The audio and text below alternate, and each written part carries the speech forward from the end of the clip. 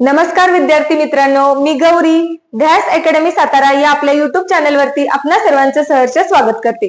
तर आज आपण बघणार आहोत ठाणे ग्रामीण पोलीस शिपाई भरती 2024 चा पेपर, ज्या पेपर मध्ये आलेले मराठी आणि सामान्य ज्ञान या प्रश्नांचं सखोल विश्लेषण। चला तर मग सुरुवात करूया। प्रथम आपण सामान्य ज्ञान या विषयाचे प्रश्न बघणार आहोत। पहिला प्रश्न बघा, सार्कचे मुख्यालय कुठे आहे? पर्याय आहेत जिनिव्हा, दिल्ली, काठमांडू आणि व्हिएन्ना।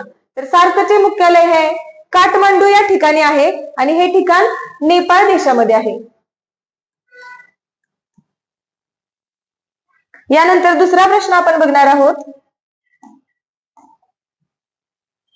खालीलपैकी कोणती किरणे प्रभार रहित असतात? पर्याय आहेत अल्फा, बीटा, गॅमा आणि चौथा आहे यापैकी नाही। तर बघूया, अल्फा किरण हे पॉझिटिव्ह चार्ज असतो त्यांच्यावरती, बीटा वरती निगेटिव्ह असतो आणि गॅमा हे प्रभार रहित किरणे असतात। त्यामुळे पर्याय क्रमांक 3 हे या प्रश्नाचे योग्य उत्तर आहे।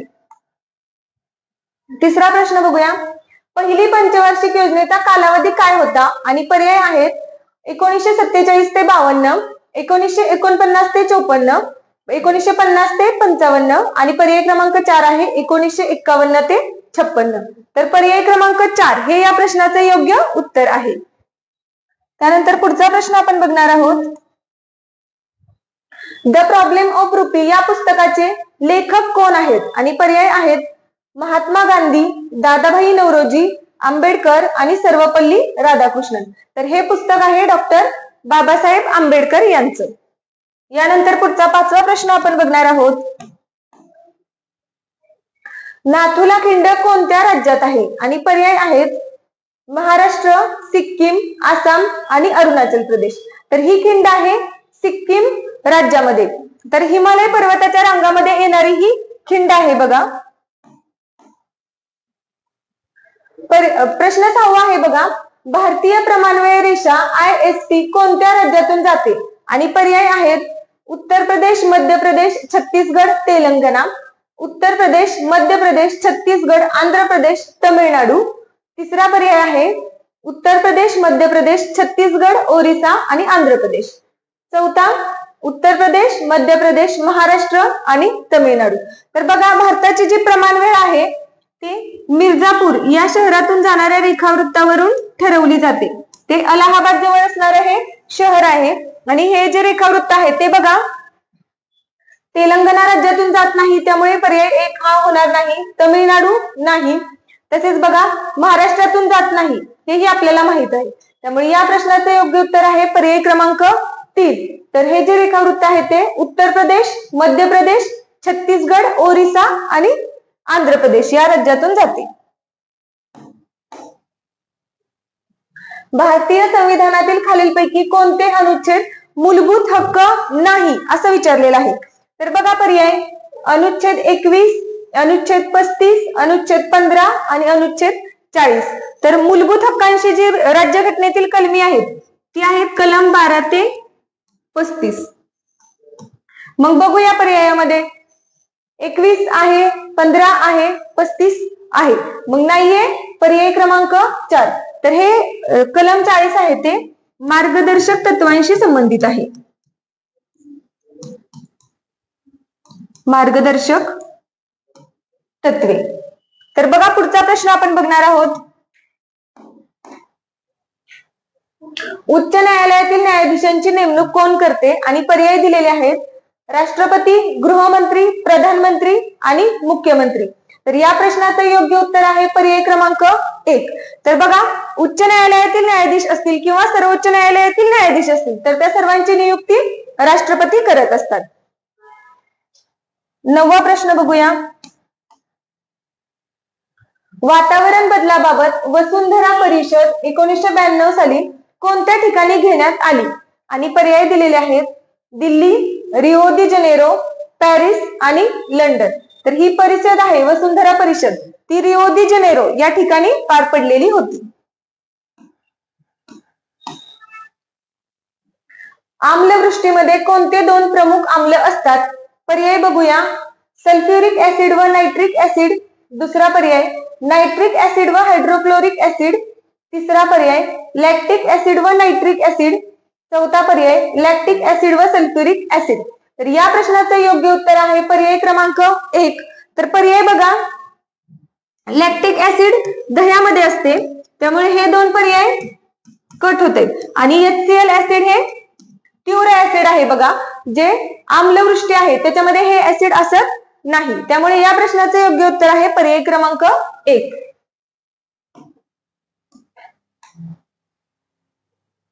11वा प्रश्न बघा, शुष्क बर्फ म्हणजेच काय असते?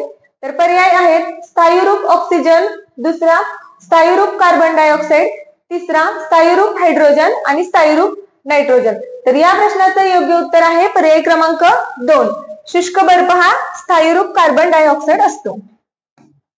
पुढचा प्रश्न बघूया, 15व्या वित्त आयोगाचे अध्यक्ष कोण आहेत?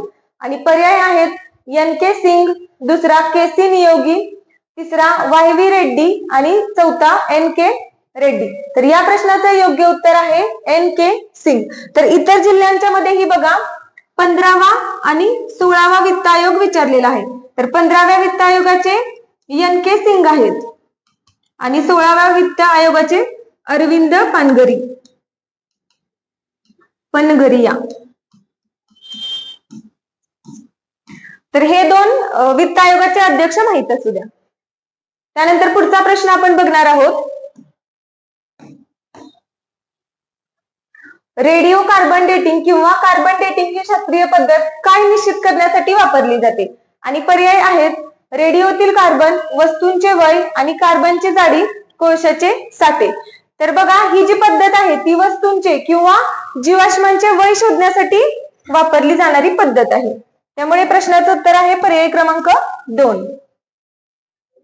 संगणक भाषेत HTML हे खालीलपैकी कशाचे संक्षिप्त रूप आहे? आणि पर्याय आहेत hyper text markup language, hyper Korean markup land, hyper territorial markup language आणि हायपर टायटेनियम मॉनिटर लेवल।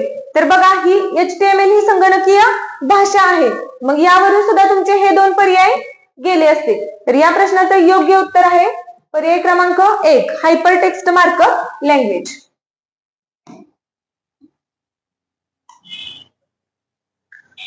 राष्ट्रीय पर्यावरण अभियांत्रिकी संशोधन संस्था नीरी हिचे मुख्यालय कुठे आहे? आणि पर्याय दिलेले आहेत नागपूर, अमरावती, जिनिव्हा आणि काठमांडू। तर बघा, नागपूर हे या प्रश्नाचं योग्य उत्तर आहे। पुढचा प्रश्न बघूया, VoIP हे कशाचे संक्षिप्त रूप आहे?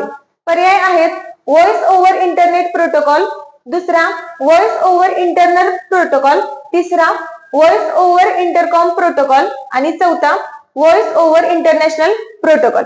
तर बघा, हा एक प्रोटोकॉल आहे आणि प्रोटोकॉल मध्ये इंटरनेट प्रोटोकॉल हे असतं। एवढं जरी तुम्हाला माहिती असतं तरी फक्त इंटरनेट प्रोटोकॉल हे एकाच पर्यायामध्ये आहे, त्यामुळे या प्रश्नाचं योग्य उत्तर आहे पर्याय क्रमांक 1।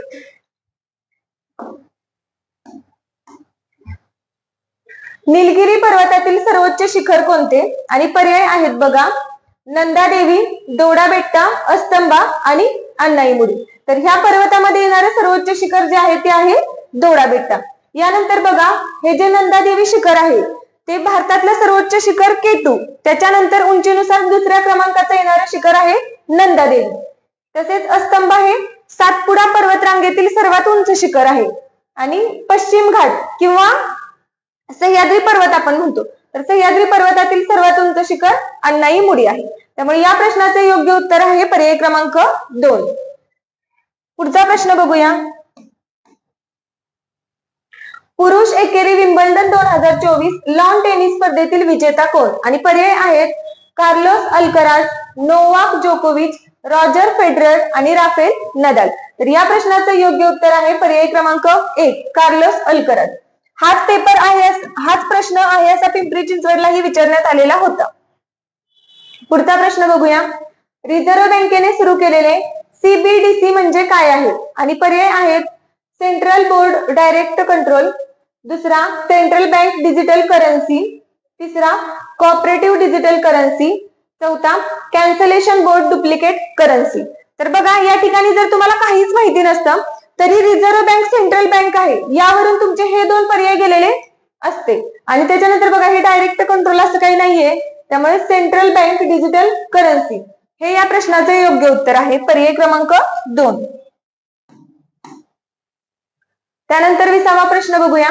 सन 2024 मध्ये खालीलपैकी कोणाला भारतरत्न पुरस्कार मिळाला? आणि पर्याय आहेत बघा, MS स्वामीनाथन, बाबाजी देशमुख, सचिन तेंडुलकर आणि सत्यजित रे. तर यापैकी योग्य उत्तर आहे बघा पर्याय क्रमांक ए, MS स्वामीनाथन. तर ह्या वर्षी प्रथमच बघा एकत्रितपणे 5 व्यक्तींना भारतरत्न पुरस्कार देण्यात आलेला आहे. तर त्याच्यामध्ये हे MS स्वामीनाथन हे एक आहेत, त्याच्यानंतर दुसरे कर्पुरी ठाकूर आहेत, त्यानंतर चरण सिंग आहेत,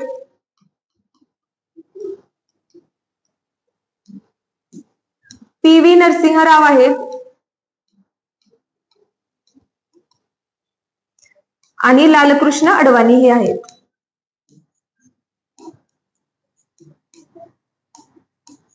तर असाच प्रश्न इतर एका जिल्ह्यामध्येही बघा विचारण्यात आलेला होता आणि त्यांनी त्या ठिकाणी तीन व्यक्ती दिलेले होते. चरण सिंग होते, लालकृष्ण अडवाणी होते आणि MS स्वामीनाथन होते. म्हणजे प्रश्न तेच आहेत, फक्त पर्याय बदलून हा प्रश्न सतत विचारलेला आहे.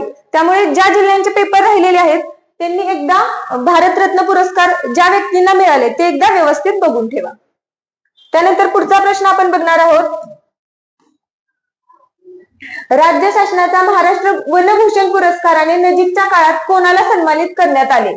आणि पर्याय आहेत बघा, चैत्राम पवार, चामी मुर्मू, अण्णा हजारे आणि पोपटराव पवार.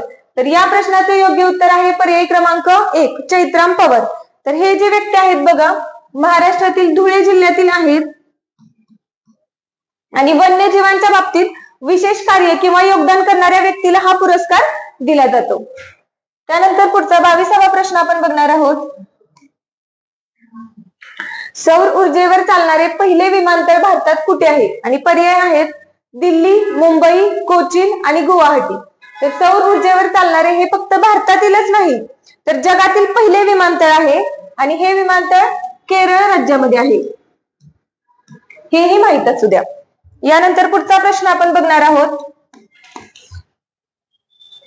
IMEI मोबाईलशी संबंधित संज्ञेचा फुल फॉर्म काय आहे? आणि पर्याय बघा, इंटरनॅशनल मोबाईल इक्विपमेंट आयडेंटिटी, बी इंडियन मोबाईल इक्विपमेंट आयडेंटिटी, तिसरा इंडिव्हिज्युअल मोबाईल इक्विपमेंट आयडेंटिटी आणि चौथा इनविजिबल मोबाईल इक्विपमेंट आयडेंटिटी. तर बघा IMEI नंबर हा तुम्ही ऐकलेला असेल, कारण जर एखाद्या व्यक्तीचा मोबाईल चोरीला गेला तर तो मोबाईल पुन्हा शोधण्यासाठी हा नंबर मागितला जातो. मग तो नंबर बघा फक्त भारतातच नाही तर जगामध्ये युनिक असतो. त्यामुळे याच्याशी जे संबंधित हा जो फुल फॉर्म आहे तो बघा इंटरनॅशनल मोबाईल इक्विपमेंट आयडेंटिटी असा याचा फुल फॉर्म होतो. त्यामुळे या प्रश्नाचे योग्य उत्तर आहे पर्याय क्रमांक 1. माहिती तंत्रज्ञानासंदर्भात P2P या संबोधनाचा अर्थ काय? आणि पर्याय बघूया, peer to peer, person to person, party to party आणि पोल टू पोल. तर या प्रश्नाचे योग्य उत्तर आहे पीअर टू पीअर. यानंतर पुढचा प्रश्न बघूया. सायमन कमिशन भारतात आले तेव्हा भारताचे व्हाईसरॉय कोण होते? आणि पर्याय बघा, Lord Irwin, Lord Wood, Lord Wellington आणि यापैकी नाही. तर सायमन कमिशन हे 1927 ला भारतात आले होते आणि त्यावेळी जे भारताचे व्हाईसरॉय होते ते होते लॉर्ड आयर्विन. त्यामुळे या प्रश्नाचे योग्य उत्तर आहे पर्याय क्रमांक 1. तर बघा या पेपर मध्ये आलेले GS चे 25 प्रश्न आपण पाहिले. आता आपण मराठीचे प्रश्न डिस्कस करणार आहोत. तर बघूया मराठीचा पहिला प्रश्न. मी रस्त्यात पडलो यातील पडलो हे क्रियापद कोणते? आता पर्याय बघा, सकर्मक, अकर्मक, द्विकर्मक आणि यापैकी नाही. बघा वाक्यातील सर्वप्रथम आपण कर्ता ओळखून घेऊया. मी रस्त्यात पडलो, पडणारा कोण? मी, म्हणजे वाक्याचा कर्ता कोण आहे तर मी. त्यानंतर बघा कर्म शोधूया. पडण्याची क्रिया कोणावर झाली तर मी, माझ्यावरतीच झालेली आहे. त्याच्यामुळे जर कर्ता आणि कर्म हे एकच शब्द दर्शवत असेल तर त्या वाक्यामध्ये कर्म नसते. मग जर वाक्यात कर्मच नाहीये तर ते क्रियापद सकर्मक असेल का? नाही. द्विकर्मक असेल का? नाही. मग पर्याय क्रमांक 2 अकर्मक हे या प्रश्नाचे योग्य उत्तर आहे. बघा तिचे गाणे गाऊन झाले या वाक्यातील कर्मणी प्रयोगाचा प्रकार ओळखा. कर्मणी प्रयोगाचा प्रकार विचारलेला आहे आणि पर्याय दिलेत शक्य कर्मणी, गाऊन कर्मणी, समापन कर्मणी आणि नवीन कर्मणी. तर बघा सर्वप्रथम गौण कर्मणी असा कुठला कर्मणी प्रयोगाचा प्रकार नाही, त्यामुळे तो पर्याय तर गेला. आणि नवीन कर्मणी हा जो कर्मणी प्रयोगाचा प्रकार आहे तो इंग्रजी भाषेतील पॅसिव्ह व्हॉइस वरून आपल्याकडे आलेला आहे. तो आपण कसा ओळखतो, तर हे जे कर्मणी प्रयोगाचं वाक्य असतं तर त्याच्या कर्त्याला कडून हा प्रत्यय लागलेला असतो. दिलेल्या वाक्यामध्ये कडून प्रत्यय नाही, त्यामुळे नवीन कर्मणीचा हा प्रकार नाही. त्यानंतर शक्य कर्मणी बघूया. जर समजा दिलेल्या वाक्यामध्ये कर्त्याला एखादी क्रिया करण्याची शक्यता दर्शवलेली असेल तर त्या ठिकाणी शक्य कर्मणी हा प्रयोग असतो. मग अशी काही शक्यता वाक्यामध्ये दिलेली नाही, मात्र या ठिकाणी झाले म्हणजे एखादी कृती पूर्ण केलेली आहे किंवा पूर्ण झालेली आहे असं दर्शवले, त्यामुळे हा समापन कर्मणीचा प्रकार आहे. त्यानंतर पुढचा तिसरा प्रश्न आपण बघणार आहोत मराठीचा. चरणांबुज या सामासिक शब्दाचा समास ओळखा आणि पर्याय आहेत उपपद तत्पुरुष, कर्मधारय, बहुव्रीही आणि द्वंद्व समास. तर या प्रश्नाचे योग्य उत्तर आहे कर्मधारय समास. तर कर्मधारय समासामध्ये सामासिक शब्दाचा विग्रह करत असताना जर दोन्ही शब्दांची विभक्ती सारखीच असेल तर त्या ठिकाणी कर्मधारय समास होत असतो. त्यानंतर चौथा प्रश्न बघूया. खाली दिलेल्या विधानांपैकी विशेषण वाक्य असणारा पर्याय ओळखा आणि पर्याय आहेत बघा. अगोदर वाक्य बघूया. आम्ही स्पर्धेत हरलो ही वार्ता खरी आहे. जेथे जातो तेथे तू माझा संगाती. गुरुजी म्हणाले की एकी हेच बळ. आणि चौथं जे चकाकते ते सारे सोने नसते. आणि पर्याय बघा. आता प्रथम आपण वाक्य बघूया. तर हे सर्व मिश्र वाक्याची उदाहरणे आहेत. तर मिश्र वाक्यामध्ये जे उपवाक्य असतात त्याचे 3 प्रकार पडलेले असतात. नाम उपवाक्य, विशेषण उपवाक्य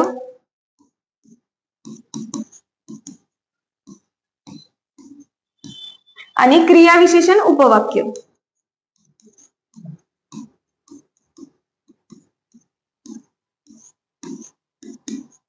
तर बघा मिश्र वाक्यामध्ये जर दर्शक सर्वनामाने जर ते वाक्य जोडलेले असेल तर तो जो प्रकार असतो तो क्रिया विशेषण उपवाक्याचा असतो. मग या ठिकाणी बघा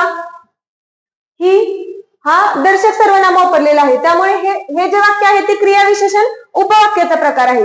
त्याच्यानंतर की हे स्वरूपबोधक उभयान्वयी अव्यय आहे. मग ह्याच्यानंतर जोडलेले जे वाक्य असते ते नामवाक्याचा प्रकार असतो. तसेच या ठिकाणी बघा तेथे हे सुद्धा दर्शक सर्वनाम आहे, त्यामुळे हेही क्रिया विशेषण उपवाक्याचा प्रकार आहे. क्रिया विशेषण उपवाक्य. मग राहिलं फक्त हे जे चकाकते ते सारे सोने नसते, हे संकेतार्थी वाक्य आहे. संकेतार्थी. आणि या वाक्यामध्ये जे उपवाक्य आहे त्यामध्ये विशेषण उपवाक्य असते, त्यामुळे यापैकी फक्त चौथं वाक्य हे विशेषण उपवाक्याचं उदाहरण आहे. मग पर्याय बघा. पर्याय क्रमांक 4 ज्या ठिकाणी फक्त 4 बरोबर हे या प्रश्नाचे योग्य उत्तर आहे. पुढचा 5वा प्रश्न आपण बघणार आहोत. इंद्र वजा हे वृत्त कोणते, त्यात किती अक्षरे असतात व त्यात यती कितव्या अक्षरावर येते. आणि पर्याय बघूया. पहिला अक्षर घनवृत्त 15 आणि 5, दुसरा दिंडी 14 आणि 6, तिसरं आर्या 11 आणि 4 आणि चौथा पर्याय आहे यापैकी नाही. तर हे जे इंद्र वजा वृत्त आहे ते बघा अक्षर घनवृत्ताचा प्रकार आहे आणि त्याच्यामध्ये 11 अक्षरे असतात आणि त्यातील जो यती आहे तो 5व्या स्थानावरती येत असतो. त्यामुळे पर्याय क्रमांक 1 हे या प्रश्नाचे योग्य उत्तर आहे. पुढचा प्रश्न बघूया. योग्य शब्द ओळखा. आशीर्वाद हा शब्द दिलेला आहे आणि शुद्ध शब्द ओळखण्यासाठी सांगितलेला आहे. तर पर्याय क्रमांक 4 हे या प्रश्नाचे योग्य उत्तर आहे. पुढचा 7वा प्रश्न आपण बघणार आहोत. पुढील पद्यपंक्तीतील अलंकार ओळखा. अरे वेड्या सोनचाप्या काय तुझा रे बहर, नाही पाहिलीस माझी चापेकरी सोन गौर. आणि पर्याय आहेत बघा अनुप्रास, रूपक, चेतना गुणोक्ती आणि अन्योक्ती. तर या ठिकाणी बघा जो कवी आहे त्यांनी सोन चाप्याशी बोललेला आहे. तर ज्यावेळी एखादी निर्जीव वस्तू असेल तिला सजीव समजून जर तिचे वर्णन केलेले असेल तर अशा वाक्यामध्ये चेतना गुणोक्ती हा अलंकार होत असतो. त्यामुळे या प्रश्नाचं जे योग्य उत्तर आहे ते आहे पर्याय क्रमांक 3 चेतना गुणोक्ती अलंकार. पुढचा प्रश्न बघूया. खालील वाक्यातील रस ओळखा आणि पर्याय आहेत 8 पाट नगरात दुधाचे तळे, तळ्याच्या काठी पेड्यांचे मळे, नगरातील लोक सारेच वेडे, वेड्यांनी बांधले बर्फीचे वाडे. आणि पर्याय आहेत बघूया. अद्भुत रस, करुण रस, शृंगार रस आणि शांत रस. तर यापैकी हे अद्भुत रस या प्रकारचं हे उदाहरण आहे. यानंतर पुढचा प्रश्न आपण बघणार आहोत. अलंकार ओळखा. मऊ मेनाहुनी आम्ही विष्णुदास, कठीण वज्रास भेदू ऐसे. आणि पर्याय बघूया. अनन्वय, व्यतिरेक, अर्थांतर्यास आणि श्लेष. तर बघा, उपमान हे उपमानापेक्षा उपमेयापेक्षा श्रेष्ठ आहे असं या उदाहरणामध्ये आपल्याला दिसून येते. त्यामुळे हा जो प्रकार आहे अलंकाराचा तो व्यतिरेक अलंकाराचा प्रकार आहे. यानंतर पुढचा प्रश्न बघूया. खालीलपैकी कोणत्या विभक्तीला उपपदार्थ नाही. आणि पर्याय बघूया. प्रथमा, द्वितीया, तृतीया आणि चतुर्थी. तर द्वितीया ही अशी एकमेव विभक्ती आहे जिला कोणताही उपपदार्थ नाही. त्यामुळे या प्रश्नाचं उत्तर आहे पर्याय क्रमांक 2. उलटी अंबारी हाती येणे या वाक्प्रचाराचा अर्थ काय. आणि पर्याय बघा. उलटी होणे, कधी कोणाला काही न देणे, तिसरा भीक मागण्याची पाळी येणे आणि चौथा अतिश्रमामुळे त्रास येणे. तर हा जो वाक्यप्रचार आहे बघा, उलटी अंबारी हाती येणे, तर याचं योग्य उत्तर आहे पर्याय क्रमांक 3, भीक मागण्याची पाळी येणे. नदी या शब्दाचा समानार्थी शब्द ओळखा. आणि पर्याय आहेत बघा. नवीन, आपगा, तारा आणि नौबत. तर यापैकी योग्य उत्तर आहे आपगा. तर इतर जे शब्द आहेत ते बघूया. तारा हा नक्षत्र किंवा तारका समूह याचा समानार्थी शब्द आहे. आणि नौबत म्हणजेच आपण काय म्हणतो, डंका किंवा नगारा. आणि नूतनसाठी नव, नूतन असे इतर समानार्थी शब्द आपल्याला सांगता येतील. त्यामुळे या प्रश्नाचं उत्तर आहे पर्याय क्रमांक 2. तसेच नदीला बघा आपण सरिता किंवा तटिनी असंही म्हणतो. यानंतर 13वा प्रश्न आहे. निमंत्रित या शब्दाच्या विरुद्धार्थी शब्द कोणता. बघा, विरुद्धार्थी शब्द आपल्याला विचारलेला आहे. पर्याय आहेत अनियमित, पक्षपाती, आगंतुक आणि अनियंत्रित. तर निमंत्रित म्हणजे एखाद्या व्यक्तीला आपण निमंत्रण दिलेलं असतं किंवा बोलवलेलं असतं. आणि आगंतुक हा त्याचा विरुद्धार्थी शब्द आहे. म्हणजे आपण म्हणतो बिनबुलाए मेहमान, म्हणजे अचानकपणे एखादी व्यक्ती घरी येणे, तर तिला आपण काय म्हणतो, आगंतुक. त्यामुळे या प्रश्नाचं उत्तर आहे पर्याय क्रमांक 3. 14वा प्रश्न आहे बघा मराठीचा. द्विज या शब्दाचे अनेक अर्थ असणारा योग्य पर्याय कोणता. आणि पर्याय आहेत. पहिला भूसूर पक्षी श्रेष्ठ, दुसरा विप्र दूध आणि दही, तिसरा ब्राह्मण दात पक्षी आणि चौथा श्रेष्ठ कनिष्ठ आणि पक्षी. तर बघा, द्विज या शब्दाचा अर्थ होतो दोनदा जन्मणारा. तर या अर्थाचे शब्द आहेत ब्राह्मण, दात आणि पक्षी. कारण दातही बघा आपल्याला जन्मल्यानंतर 2 वेळा येतात, त्यामुळे दातांनाही द्विज म्हटलं जातं. थंड फराळ करणे या वाक्प्रचाराचा योग्य अर्थ काय. आणि पर्याय बघूया. उपाशी राहणे, न आवडणारे खाणे, कमी खाणे आणि उदासीनपणे खाणे. तर याचं योग्य उत्तर आहे पर्याय क्रमांक 1, उपाशी राहणे. पुढचा प्रश्न बघूया. नागेश्वराला नागून सोमेश्वराला वाट लावणे या म्हणीचा अर्थ काय. तर पर्याय आहेत. आपले दोष लपवणे, दुसऱ्याचे दोष दाखवणे, तिसरा एकाला लुबाडून दुसऱ्याची भर घालणे आणि चौथा आहे एखाद्याची नकळत झालेली चूक सगळ्यांना सांगणे. तर ही जी दिलेली म्हण आहे बघा, त्याचा अर्थ आहे एकाला लुबाडून दुसऱ्याची भर घालणे. त्यामुळे पर्याय क्रमांक 3 हे या प्रश्नाचे योग्य उत्तर आहे. मूर्धन्य वर्णाचे खालीलपैकी कोणते उदाहरण आहे. आणि पर्याय आहेत बघा. रु, छ, थ आणि फ. तर हा जो रु वर्ण आहे तो मूर्धन्य प्रकारचा वर्ण आहे. त्यामुळे पर्याय क्रमांक 1 हे या प्रश्नाचे योग्य उत्तर आहे. षडानन या शब्दाचा संधी विग्रह करा. आणि पर्याय आहेत बघा. षड अधिक नन, षट अधिक आनन, षड अधिक अनन आणि षडा अधिक नन. तर बघा, षट अधिक आनन हे या संधीचे योग्य उदाहरण आहे. त्यानंतर पुढचा प्रश्न बघूया. खालीलपैकी कोणत्या विभक्तीला दोन्ही वचनात प्रत्यय नाहीत. आणि पर्याय आहेत संबोधन, सप्तमी, द्वितीया आणि प्रथमा. तर बघा, सप्तमी आणि द्वितीयाला एकवचन आणि अनेक वचनात असं दोन्ही ठिकाणी प्रत्यय असतात.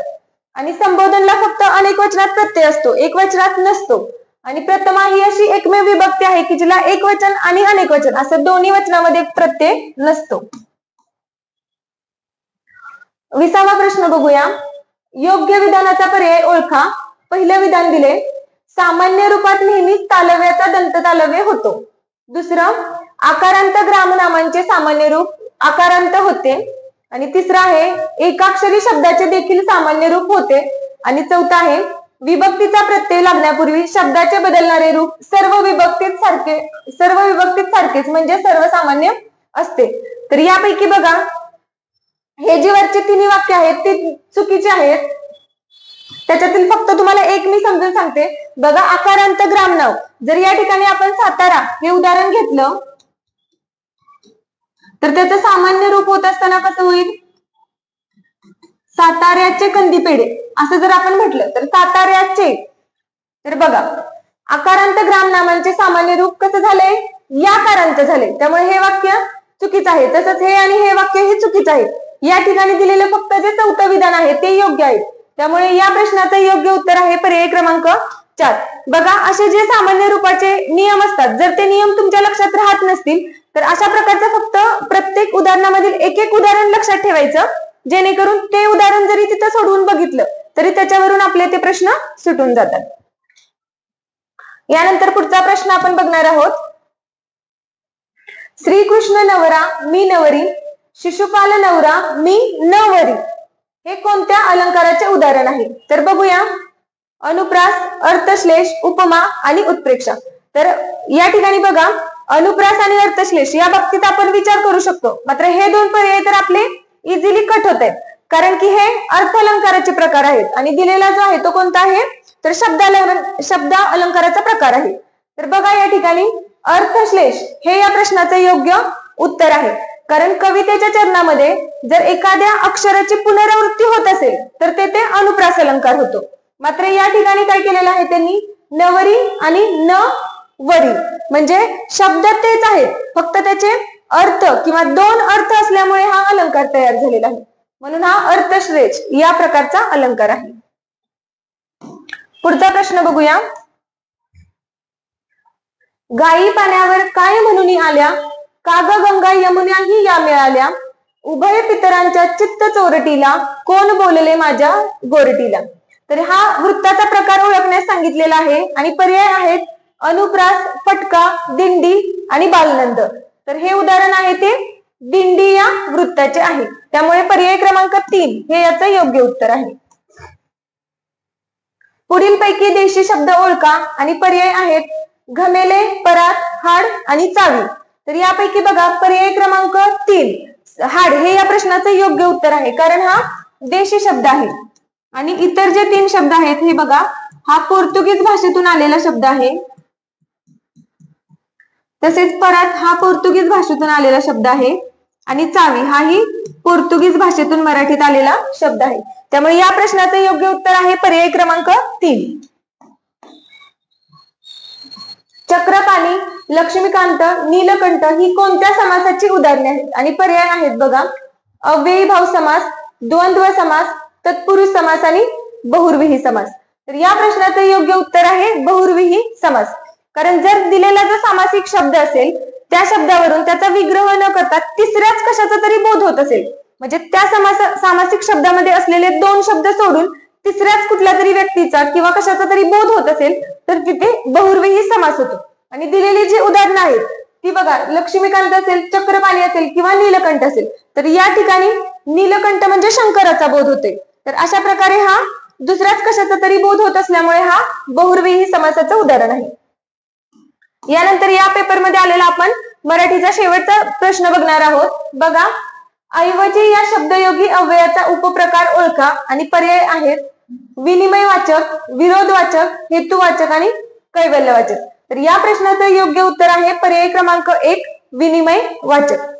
तर बघा, आज या ठिकाणी आपण ठाणे ग्रामीण पोलीस शिपाई भरतीचा पेपर मराठी आणि सामान्य ज्ञान असं दोन्ही विषयांचं सखोल विश्लेषण पाहिलेलं आहे.